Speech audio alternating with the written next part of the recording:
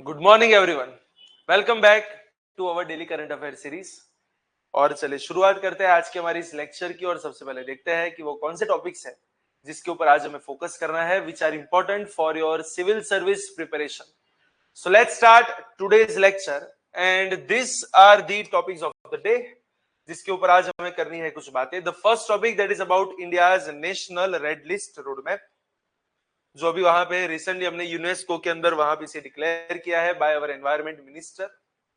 Second, foreign currency settlement system, जो gift city Gujarat के अंदर जहां पे फिनटेक सर्विस के ऊपर वहां पे फोकस है, वहां पे जो फॉरेन की करेंसी आती है उसके सेटलमेंट के लिए वहां पे एक नई सिस्टम की शुरुआत है। नोबेल प्राइज इन लिटरेचर 2025 के ऊपर बात करेंगे। Dravya portal and the last is about Saksham counter unmanned aerial threat grid system. तो चले वन बाय वन देखते हैं अलग अलग topics. The first topic that is about India's national red list road map. क्या है ये national red list road map? तो देखिए अभी रिसेंटली वहां पे not UNESCO, IUCN world conservation congress 2025 के अंदर, जो कि अबू धाबी के अंदर वहां पे अभी हुई, हमारे मिनिस्ट्री ऑफ एनवायरमेंट के जो मिनिस्टर है that is union environment minister, उन्होंने India's national red list road map and vision 25 to 2030 मतलब 2025 से लेके 2030 तक का हमारा जो विजन है उसको वहां पे किया है लॉन्च। तो जानते हैं कि एग्जैक्टली ये है क्या? A national initiative to create an integrated red list assessment system for identifying, classifying and conserving India's threatened species. एक नेशनल इनिशिएटिव है जो हमारी इंडिया की थ्रेटन्ड स्पीसीज है उन्हें आइडेंटिफाई करने के लिए, क्लासिफाई करने के लिए और कंजर्व करने के लिए इंपॉर्टेंट है। और it has created a kind of integration जहां पे आईयूसीएन के जो ग्लोबल स्टैंडर्ड्स है उनके साथ वहां पे अलाइनमेंट करने की कुछ बातें हैं। देखिए कौन सी ऑर्गेनाइजेशन यहाँ पे इन्वॉल्व है, अगर आपको ये वाला लिस्ट बनाना है। So this the are the organisations which are involve. एक तो है जूलॉजिकल सर्वे ऑफ इंडिया, दूसरा है botanical survey of India in collaboration with IUCN India and centre for species survival. तो ओवरऑल देखा जाए तो चार मेन चीज, zoological survey, botanical survey, IUCN India and the last one is CSS। और इन सबका मेन ऑब्जेक्टिव वहां पे क्या है, मेन उनका उद्देश्य क्या है? तो एक नेशनली कोऑर्डिनेटेड, इंक्लूसिव और science based red listing system को वहां पे एस्टैब्लिश करना, जिससे होगा क्या? तो स्पीसीज असेसमेंट और एक्यूरेट बनेगी। कंजर्वेशन प्लानिंग के अंदर वहां पे पूरा एविडेंस बेस्ड आप प्लानिंग वहां पे कर सकते हैं। और तीसरा, जब भी आप पॉलिसीज वगैरह बनाएंगे तो आपके पास उसके रिगार्डिंग इंफॉर्मेशन होगी। So we can say that informed policy making. So to establish a nationally coordinated, inclusive and science-based red listing system for accurate assessment, evidence-based conservation as well as policy making. तो इन सबको वहां पे करने का हमारा उद्देश्य। और साथ साथ देखा जाए तो हमारे convention on biodiversity, biological diversity that is CBD, और Kunming Montreal global biodiversity framework that is known as KMGBF। तो CBD और KMGBF के अंदर हमारे जितने भी कमिटमेंट्स हैं उन्हें फुलफिल करने के लिए एक बहुत इंपॉर्टेंट स्टेप यहाँ पे बोल सकते हैं। उनके की फीचर्स वहां पे क्या है? तो पहली तो चीज, एक तो ये फ्लोरा और फोना दोनों को कवर करता है, साथ में जमीन के ऊपर दैट इज टेरेस्ट्रियल और पानी वाली biodiversity that is marine biodiversity, सबको वहां पे कवर अप करेगा। And that's why we can say that it is a kind of comprehensive multi taxa coverage. साथ साथ फ्लोरा और फोना के लिए 2030 तक वहां पे एक रेड डेटा बुक को भी पब्लिश करना है, उसके लिए भी इंपॉर्टेंट है। प्लस हमारा जो ट्रेडिशनल नॉलेज है उसे वहां पे इंटीग्रेट करने की बात है, किसके लिए? For community driven biodiversity documentation. और अगर मान के चले कि किसी भी वहां पे स्पीसीज के ऊपर अगर कोई थ्रेट वगैरह आता है तो एक साइंस बेस्ड थ्रेट असेसमेंट हो सकता है एंड कंजर्वेशन प्रायोरिटाइजेशन हो सकता है यूजिंग आईयूसीएन्स एक्सेप्टेड मेथोडोलॉजीज। तो अब आईयूसीएन की वहां पे एक्सेप्टेड मेथोडोलॉजी का वहां पे यूज करके एक तो साइंस बेस्ड थ्रेट असेसमेंट कर सकते हैं और साथ में कंजर्वेशन प्रायोरिटाइजेशन वहां पे हो सकता है। और देखा जाए तो यहाँ पे टेक्सोनोमिस्ट, साइंटिस्ट और पॉलिसी मेकर्स, उन सबका आपको यहाँ पे एक कोलैबोरेटिव स्ट्रक्चर वहां पे मिलेगा। विजन 2025 से 2030 वाला डॉक्यूमेंट किसके ऊपर फोकस करता है? तो एक स्ट्रेटेजिक विजन फ्रेमवर्क है जो इंडिया की बायोडायवर्सिटी असेसमेंट और कंजर्वेशन प्लान को बताएगा for the period of 2025 to 2030। जो यूनाइटेड नेशंस के हमारे सस्टेनेबल डेवलपमेंट गोल्स और जो रिसेंट वहां पे बात हुई Kunming Montreal guidelines for biodiversity framework के जो टारगेट्स है उसके साथ वहां पे अलाइन होंगे। इनके मेन ऑब्जेक्टिव क्या है? That is to create a centralised biodiversity database and to promote data driven conservation decisions. जितने भी स्पीसीज वगैरह है उनके आइडेंटिफिकेशन और उनकी टेक्सोनॉमी को वहां पे और स्ट्रेंथन करने की यहाँ पे बात है। और उसके की फीचर्स के बारे में बात करें तो एक नेशनल कोऑर्डिनेशन नेटवर्क वहां पे बन सकता है that connect scientific, academic as well as local institutions. और जितनी भी थ्रेटन स्पीसीज है उनके लिए फ्यूचर के अंदर जो भी वाइल्ड लाइफ एक्शन प्लान्स वहां पे बनेंगे उनको भी यहाँ पे वो थोड़ा सा गाइडेंस वहां पे देता है। तो ये वाला डेटा जो है it promotes generation for threaten species to guide future wildlife action plans. It also encourages the use of digital tools as well as GIS mapping for species monitoring. Species को monitor करने के लिए digital tools और GIS mapping का वहां पे use किया जाएगा और वहां पे इक्विटी एंड इंक्लूसिविटी के ऊपर फोकस किया जाएगा जहां पे लोकल और इंडिजिनियस कम्युनिटीज को रिप्रेजेंटेशन वहां पे इंश्योर किया जाएगा। So that is all about this red list road map जो कि रिसेंटली वहां पे डिक्लेयर हुआ है। और उसके बाद वहां पे बातें हैं फॉरेन करेंसी सेटलमेंट सिस्टम। लेकिन इस टॉपिक को शुरू करने से पहले मैं एक चीज आपको बता दूं कि यहाँ पे जो पीडीएफ अवेलेबल है it is available in both the languages that is English as well as Gujarati. So for all those aspirants who are doing their preparation in Gujarati medium as well this PDF is also useful for them. तो अभी तक अगर आपने इसको download नहीं किया है तो ये पीडीएफ हमारी टेलीग्राम ग्रुप की चैनल पे से आपको मिल जाएगी and the channel is mentioned in the description box. You can go there, you can join the channel and you can download this PDF. साथ साथ अगर आप चाहे तो इसके आप नोट्स वगैरह भी बना सकते हैं जिसकी कि आपकी प्रीलिम्स और मेंस दोनों की प्रिपरेशन वहां पे और बेटर हो सके। तो चलिए वन बाय वन इसके बारे में भी जानते हैं भैया फॉरेन करेंसी सेटलमेंट सिस्टम और क्या है, किस तरीके से काम करती है और किसने वहां पे इसको लॉन्च किया हुआ है। सो देखिए गिफ्ट सिटी के इंटरनेशनल फाइनेंशियल सर्विस सेंटर के अंदर that is IFSC global currency transaction को रियल टाइम सेटल करने के लिए एक नई सिस्टम इंट्रोड्यूस की गई है by finance minister of India which is known as foreign currency settlement system. और एग्जैक्ट वाली सिस्टम क्या है तो चलो उसके बारे में थोड़ा सा डिटेल में जानते हैं। गिफ्ट सिटी के आईएफएससी के अंदर जितने भी फॉरेन करेंसी वाले जो भी ट्रांजैक्शंस वगैरह होते हैं उनके सेटलमेंट मैकेनिज्म को और पावरफुल करने के लिए और रियल टाइम पेमेंट वहां पे कंप्लीट करवाने के लिए एक नई सिस्टम की यहां पे हुई है शुरुआत that is known as foreign currency settlement system. और जो पुरानी वाली सिस्टम थी जहां पे अलग अलग मल्टीपल इंटरमीडियरीज का यूज किया जाता था और ग्लोबल ट्रांजैक्शंस कंप्लीट होने में 36 टू 48 आवर्स मतलब 1.5 से 2 दिन वहां पे लगते थे, तो उसको यहाँ पे रिप्लेस कर देगा पूरा का पूरा। और ये किसके अंडर में कौन से एक्ट के तहत ये काम करती है? That is payment and settlement system act 2007 and it is regulated by International Financial Service Center Authority. Operator उसका कौन रहेगा? That is CCIL IFSC limited which is a subsidiary of CCIL. क्या है CCIL? Clearing corporation of India limited.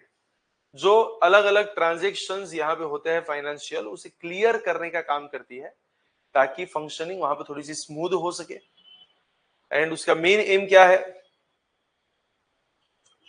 कि भैया जितनी भी company, जितनी भी एंटिटीज गिफ्ट सिटी में अंदर वहां पे काम कर रही है, तो उन्हें तो seamless as well as instant foreign currency transaction वहां पे मिलने चाहिए, ताकि थोड़ा सा और इज ऑफ डूइंग बिजनेस वहां पे प्रमोट किया जा सके। साथ में सेटलमेंट रिस्क जो है उसे वहां पे कम करना है, लिक्विडिटी को बढ़ाना है, और इंटरनेशनल फाइनेंशियल कॉम्पिटिटिवनेस में इंडिया को वहां पे बूस्ट करना है।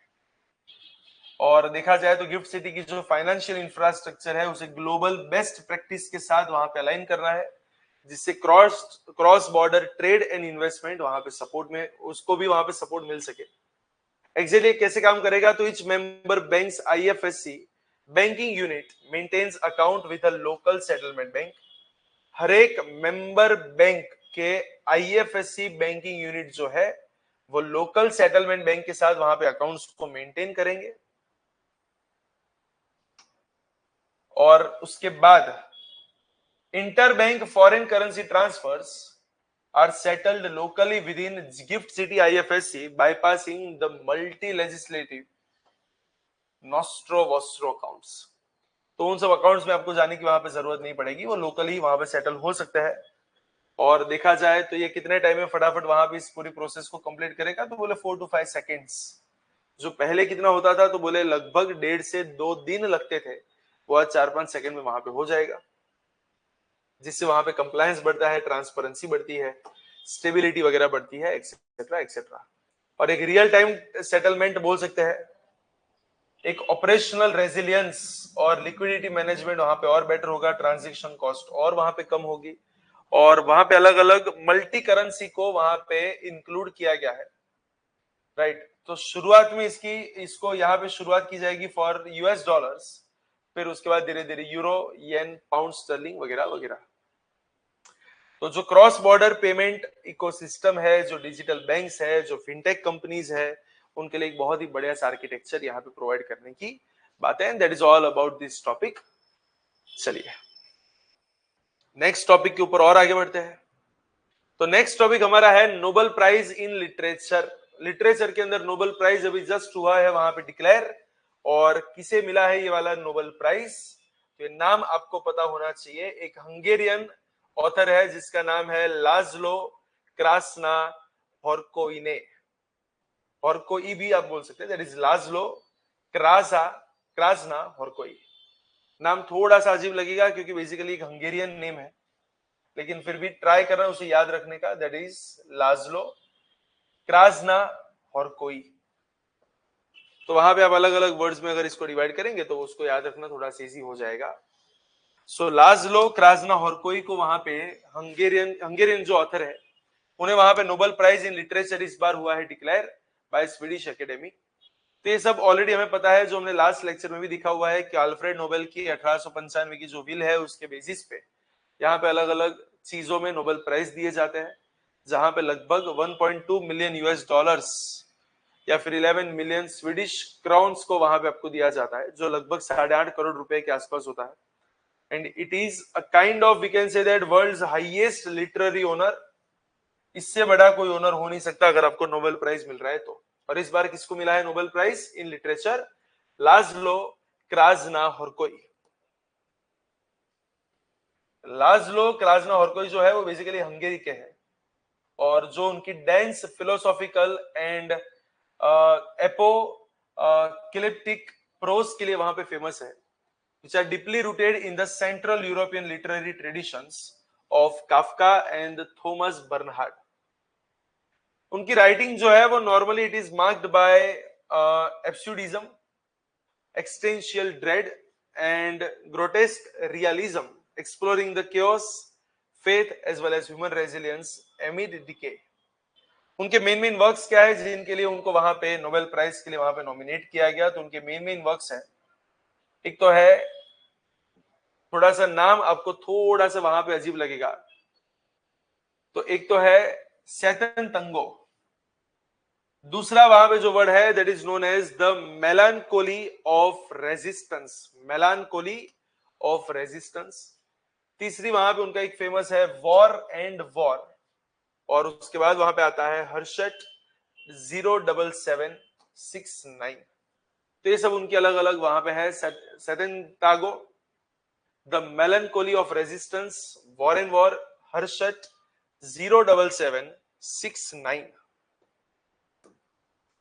और उनकी लेगेसी की अगर हम बात करें तो यहाँ पे उनके रिगार्डिंग भी यहाँ पे बातें हैं कि भैया जो क्रेजना होरकोई जो है, उनके फिक्शन जो है it bridges metaphysical inquiry and social critic, positioning him among the most formidable European voices of the post-modern era.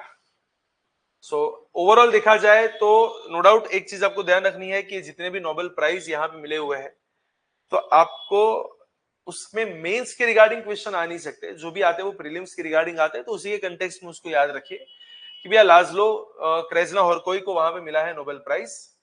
And these are the major literary works: Cententago, The Melancholy of Resistance, War and War, as well as Harshad 07769. That's it.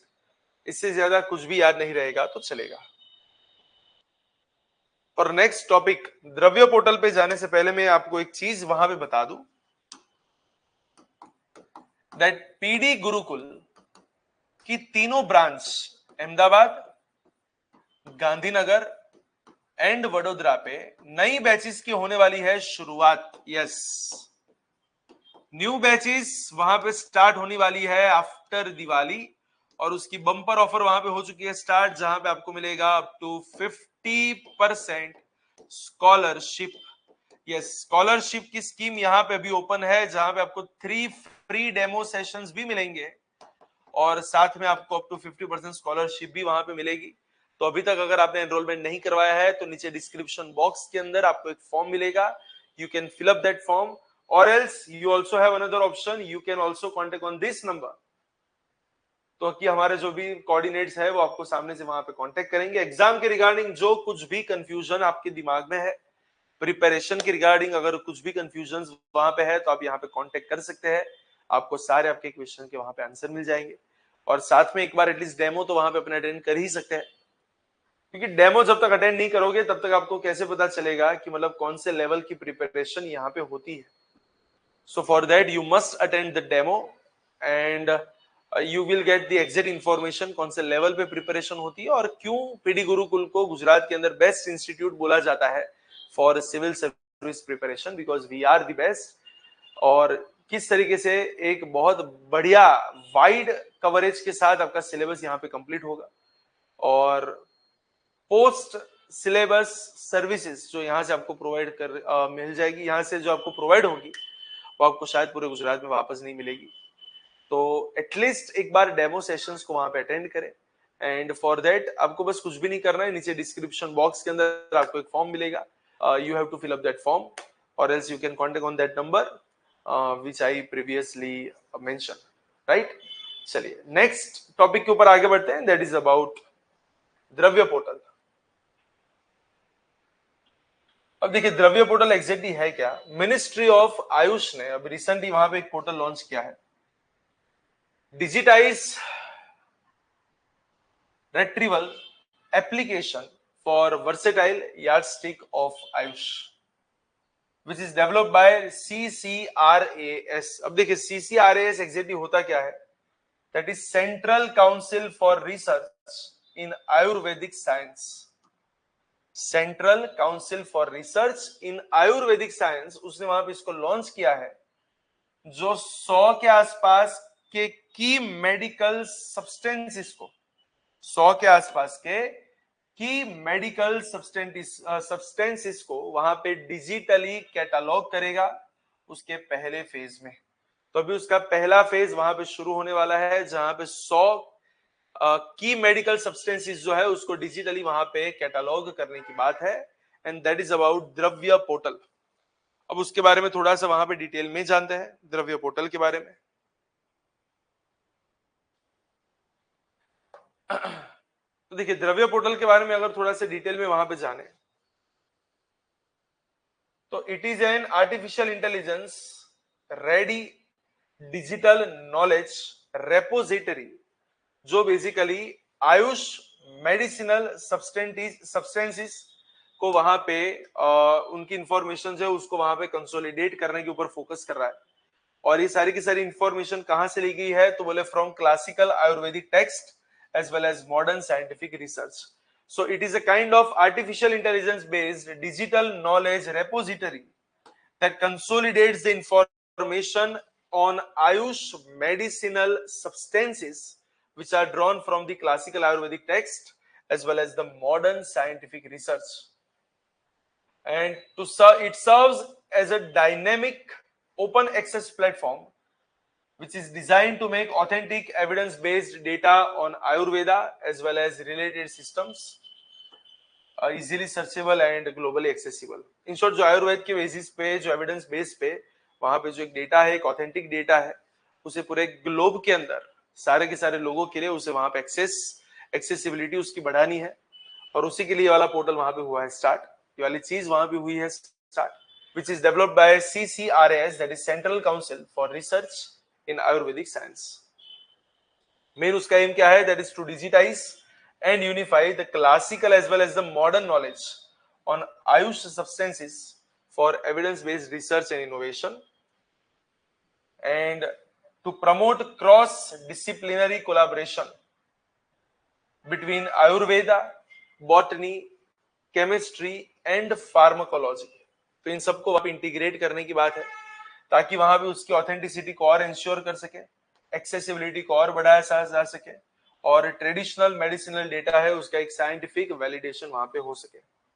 तो comprehensive catalogue रहेगा which will cover 100 की medicinal substances in the first phase, और जैसे जैसे वो आगे बढ़ता जाएगा उसको वहां पे एक्सपांड करते रहेंगे। एक AI रेडी आर्किटेक्चर यहाँ पे यूज होगा which enables data analytics, research mapping as well as integration with future digital health tools। साथ में QR कोड इंटीग्रेशन वहां पे करने की बात है for use in medicinal plant gardens as well as drug repositories. Multi dimensional data, अलग अलग डायमेंशन से यहाँ पे डेटा को वहां पे इंटीग्रेट करने की बात है। तो वहां पे अलग अलग टाइप के जितने भी डेटा है, बॉटनी वगैरह हो गया, केमिस्ट्री हो गया, फार्मेसी हो गया, फार्माकोलॉजी हो गया, साथ में फार्माको थेराप्यूटिक्स वगैरह हो गया, सेफ्टी इंफॉर्मेशन हो गई, तो उन सबको यहाँ पे इंक्लूड किया जाएगा और एक यूजर फ्रेंडली इंटरफेस वहां पे बनाया जाएगा ताकि आराम से लोग उसे वहां पे एक्सेस कर सके, और आयुष ग्रिड के साथ उसे वहां पे इंटरलिंक किया जाएगा ताकि इंटरऑपरेबिलिटी बढ़ सके और other digital initiatives and research database को वहां पे प्रमोट किया जा सके। And that is all about this portal, that is all about द्रव्या portal which is recently launched by Ayush मंत्रालय। तो द्रव्या पोर्टल के बारे में थोड़ा सा वहां पे ध्यान में रखना। And now the last point, that is about Saksham counter unmanned aerial threat grid system। तो रिसेंटली इंडियन आर्मी ने यहाँ पे सक्षम, जो कि एक काउंटर अनमैन्ड एरियल सिस्टम है, उसकी पूरी ग्रिड है, उसको वहां पे लॉन्च किया है। एक indigenous real time drone detection as well as neutralisation network वहां पे डेवलप किया गया है। अगर कोई भी ड्रोन इंडियन एयरबेस के अंदर वहां पे एंटर होते हैं तो उसको वहीं पे डिटेक्ट करके उसको न्यूट्रलाइज करने के ऊपर यहाँ पे फोकस रहेगा। एंड व्हाट इज एग्जैक्टली सक्षम, that is situational awareness for kinetic soft and hard kill asset management. एक मॉड्यूलर है, एक AI driven command and control system है जो बेसिकली किसको वहां पे ट्रेस करेगी, तो जितने भी वहां पे ड्रोन्स वगैरह आते हैं या फिर जो यूएस वगैरह वहां पे आते हैं तो उन सबको डिटेक्ट, ट्रैक, आइडेंटिफाई और न्यूट्रलाइज करने के ऊपर यहाँ पे फोकस रहेगा।